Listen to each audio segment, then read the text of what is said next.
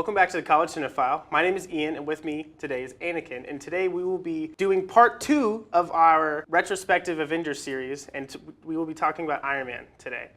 Now, we will be talking about the 3 Iron Man movies that represent his trilogy, and starting with Iron Man 1, the first of any of the MCU movies.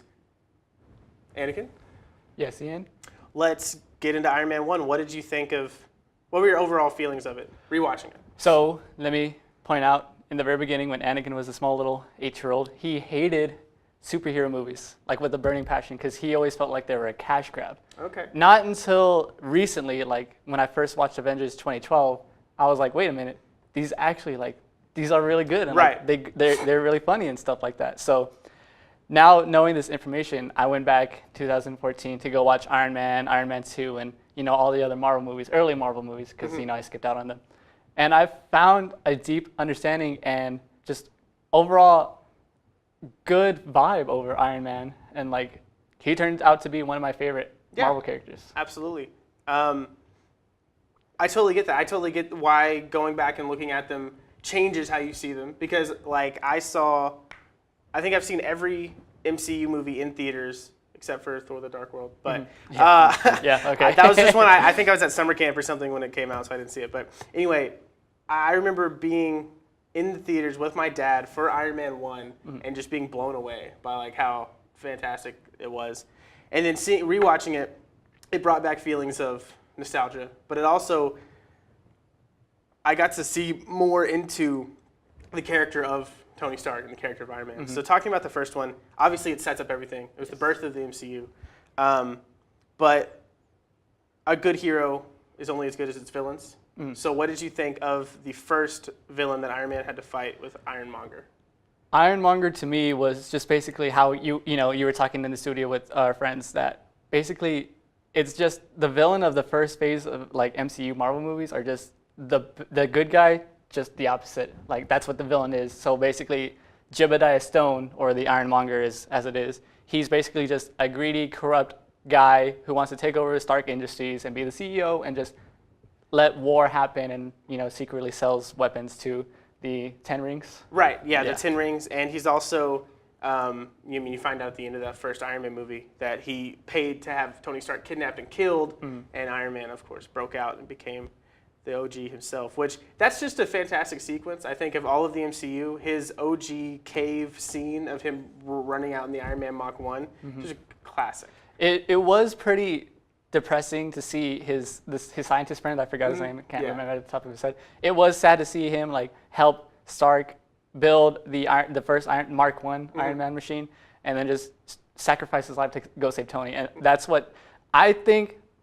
Think about this. I think this is the first part in Tony's life where he's like, oh my gosh, people are dying because of me, right? And I need to change my act. So this is like the beginning of I feel like that. I totally agree that this is the beginning of his whole change in character, not only being kidnapped and being forced to make weapons for whatever guy that obviously he didn't make the weapons for, but seeing that they all had his weapons after he got out and his friend is killed from Stark weapons, he's like, well, obviously he had to change his ways. Like, oh, yep, so no more manufacturing of weapons, just gonna be good and just help out the world. You know? Clean energy and go for that. I will say it was pretty cool how Jebediah Stone took Iron Man's Mark 1, just clunky old gray, and switch it into like something bigger and badder and like more intense, and that was a nice final battle. Yeah, I like the final battle, and it also, the use of foreshadowing, especially in the first Iron Man movie, is it's just very well done, because not only does he have the scene where he flies up to see how high he can fly, and then that's how he's able to defeat Ironmongers, because he freezes up and he's able to get that break from him. Yeah, man, foreshadow. Yeah, it's great, and I think it's just a phenomenal piece of that movie. So moving on, Iron Man 2. What were your initial thoughts of Iron Man 2? So, obviously people think this is like a forgettable movie. I think it sort of is and it sort of isn't, because, it introduces so many things like, War Machine, and the fact that Tony is like creating a new element for himself because he's getting poisoned by the last arc reactor that he had in his chest, I totally agree. I've always really liked Iron Man 2. With the introduction of S.H.I.E.L.D. at the end of Iron Man 1, I really like how it's explained upon way more. the birth of S.H.I.E.L.D. is in Iron Man 2. And I think that was very required and almost necessary for the continuation of this, the MCU. You have to establish who S.H.I.E.L.D. is. And I really like that. A character that I personally have always liked is War Machine. And Iron Man 2, he finally suits up. He's running around. He's doing his own thing, and I really like that. How do you feel about War Machine? I did think it was pretty interesting seeing Rhodey, aka War Machine, suit up because Iron Man just got really, really drunk at his own birthday party. Yeah. Was it his birthday party or was it just a party? I think it was his birthday party because he was being. In this Iron Man 2, it sets up that he's being poisoned by the suit that he keeps using it, and it's poisoning his chest. It's poisoning his bloodline. So he was just having a party to get trashed. Yeah, and he's just trying to rage out, and War Machine just came in, took the suit, and left. Yeah, he was like, Tony, you need to start acting like an adult and stop, partying and throwing your life away. And Tony, he's like, no, I'm doing what I want to do. I'm gonna die anyways. Yeah. So my favorite scene is whenever War Machine gets the dumbbell and all the weights and just knocks Iron Man out of the place. Yeah, it's pretty nice. It's a badass fight scene. I really like. It's a really cool fight scene, and I really like just the inclusion of War Machine anyway. But throughout that movie, there are two things that I think are developed really well. First, it's Iron Man's armor. He's very. It shows that he's making obviously more than the one. He's developing all these different suits, and it's like a tease to that. But he's got one of the best suit ups in the MCU. I feel is with the suitcase. I get that. To me, it's the second best. We'll get to my favorite later, but I get what you mean. Yeah. It's really cool how it's just in a suitcase. Yeah, it's visually, it's all there. Yeah, it's perfect. Iron Man 1, you saw him. He had to go to his house and just stand there like this the whole time. No, he had the thing carried around with him. He didn't even care. It was Pepper.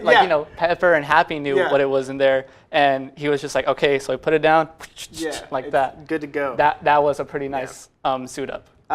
Speaking of Pepper, I did want to talk about how at the end of Iron Man 1, there's kind of like a flirtatious, vibe with him, but she's still like his secretary. In Iron Man 2, he makes her CEO, kind of officially steps back from Stark Industries, and then they are together by the end of the movie.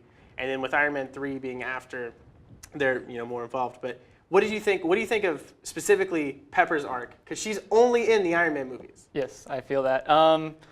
Pepper, to me, whenever she was first introduced in Iron Man 1, I just thought she was just going to be a little, she is an Avengers. I'm sorry to interrupt. She is an Avengers. Yeah, no, it's fine. I get that. In the first Iron Man, she was more just a little love device, like a form of clarity for Iron Man, because, there's always a beast, but there's always someone to calm him down. And I feel like that's what Pepper is to him. And then later throughout the whole Iron Man trilogy, we learned that Pepper is more to her.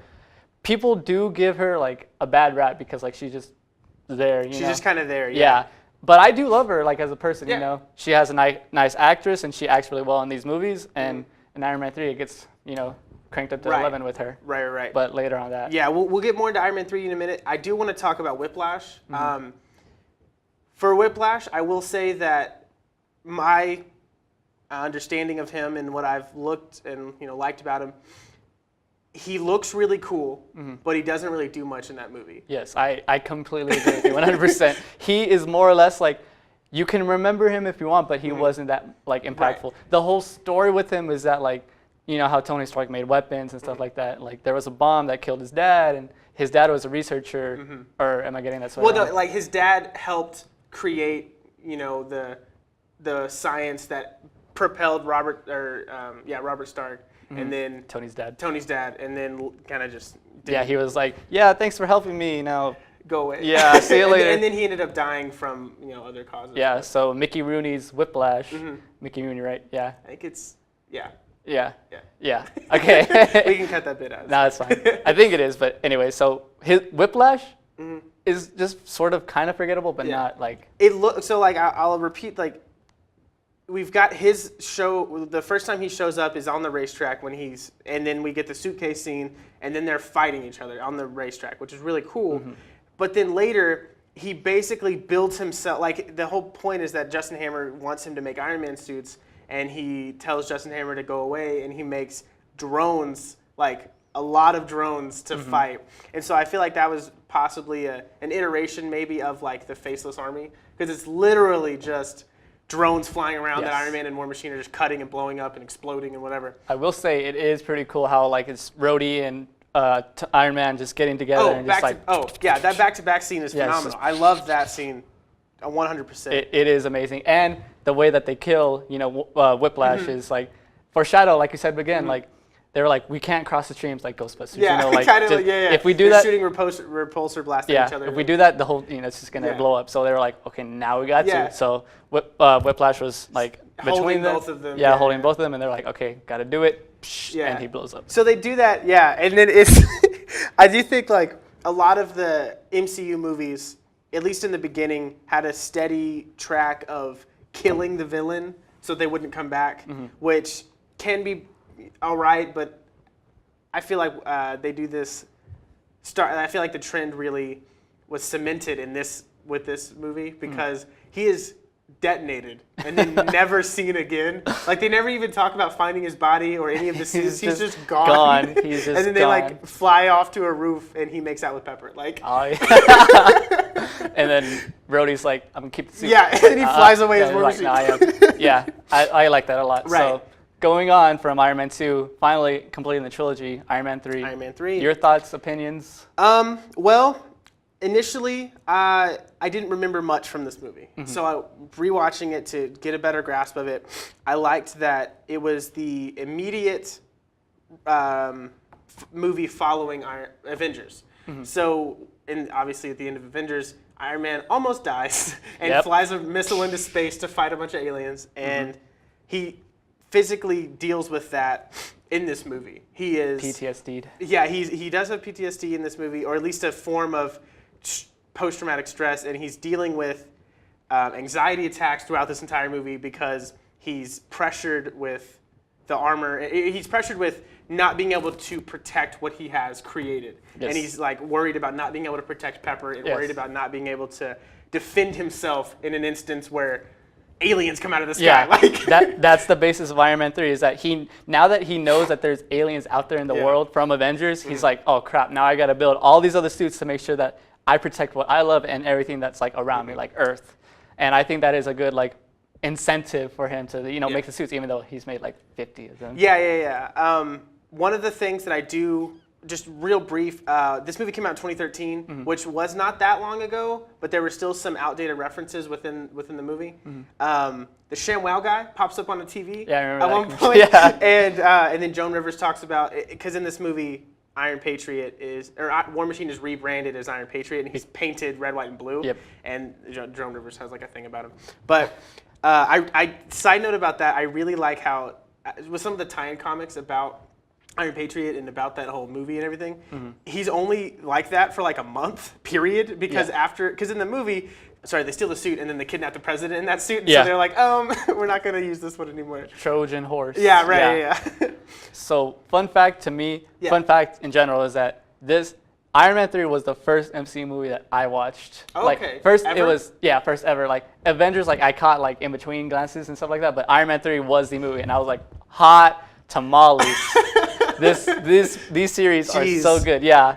So Iron Man 3 has like a special place in my heart. So that's what I was talking about later, is that the suit up in Iron Man 3 when he has like the little things launching it to himself. Like he puts those inside and like it hurts him, but he's like, okay, let's do it, and then he's like, and it comes to him, and then like the last one is like the face where it's like, that was the best suit up to me. I definitely see the importance and the value of that suit up. I definitely agree. Yes. So one of the, obviously keeping in track, the Mandarin / Aldrich Killian of this movie being the villain. What did you think?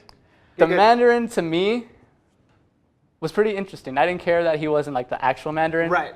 But I will agree with you. I liked that they took a spin on the Mandarin to make him like, just a front for Aldrich Killian to be like the big bad. And I really like that the Mandarin was a fake. Yeah. I liked that. And then the final fight we were talking about with all the Iron Man suits running around, visually I think that's phenomenal. Yes. Of him running, jumping off of whatever, and the suits catching him and slipping around. Yeah. Go ahead. It did have a good like ending to Iron Man 3 when, wrapping up from Iron Man 1, 2, and 3, that Pepper does really mean the world to him. And he shows that by blowing up all the suits because he wasted his time making the suits instead of spending time with Pepper. Right. So I think it wraps up very nicely in like a nice little gift box of Iron Man movies. The fact that he cares about Pepper so much that he would destroy everything that he loves or everything that he created just for her. And he does blow up all of his suits because she doesn't want him to be as much in danger. And one of the things that I think is a good representation of that is later on in the MCU, during like during Age of Ultron, he's not using suits to kind of control everything. That whole Age of Ultron comes from him using drones. Yeah. Him using smaller drones to like help protect the peace or whatever. So it's not actually like suits for him. It's Right. Just, it's just a way that he can still protect his idea of what he loves and everything. So sadly, overall, what are your thoughts? Like for me, Iron Man was my favorite MCU character, and then it went from Iron Man to Star-Lord because I watched Guardians of the Galaxy, and then now it's Captain Marvel because, Brie Larson's awesome. But he used to be my favorite, and I could just really feel with the guy because he used to go from billionaire, playboy, philanthropist, which he kind of is still, but like he's more humanized. You know, he used to be so narcissistic. He used to just be so he didn't care what other people thought of him. He was just him, because he was Iron Man. But from Iron Man 1, 2, and 3, his arc is just a deep sentiment of like what human beings can naturally be. You know what I mean? And I will agree with that. That I think he gets the best. I think he has the best trilogy of that's been out so far. Yeah. I think his trilogy is better. He has a better growth in his story than Captain America and then Thor. Yeah. I think he's got a better escalation of what he has and what he cares for and the limits that he's able to go to protect what he loves and who he cares for. Yes. So with that being said, what is your, of the three, which one do you just enjoy the most? Your favorite of the three? That's a really good question because Iron Man 3 is very nostalgic to me and loving, but it's like, like you said, outdated references kind of kill it, with the ShamWow and everything. But Iron Man 1 definitely is a set in stone, definite must watch. And I really enjoyed it a lot. And Iron Man 2 was, kind of there, but it's still enjoyable. Yeah. So I would say it's 1, 3, and 2 for me. That's fair. I would just go, I would have them in order. Actually, I'm a little biased because I love the second one so much. Yeah, it would be 2, 3, 1. 2, 3, 1? Just 2, 1, 3. Sorry, 2, 1, 3. Okay. Yeah. I love the War Machine fight. It's so good. And I'm very glad that they changed actors for War Machine. Oh, yeah. I love Don Chappelle. Yeah, he's good. Thanks again for watching the College Cinephile with me and Ian talking about Iron Man 1, 2, and 3. If you liked what you saw, please leave a comment below and subscribe to see more. And also ring the bell to make sure that you see whenever we make new videos. That'll be all, folks. SpaghettiOs.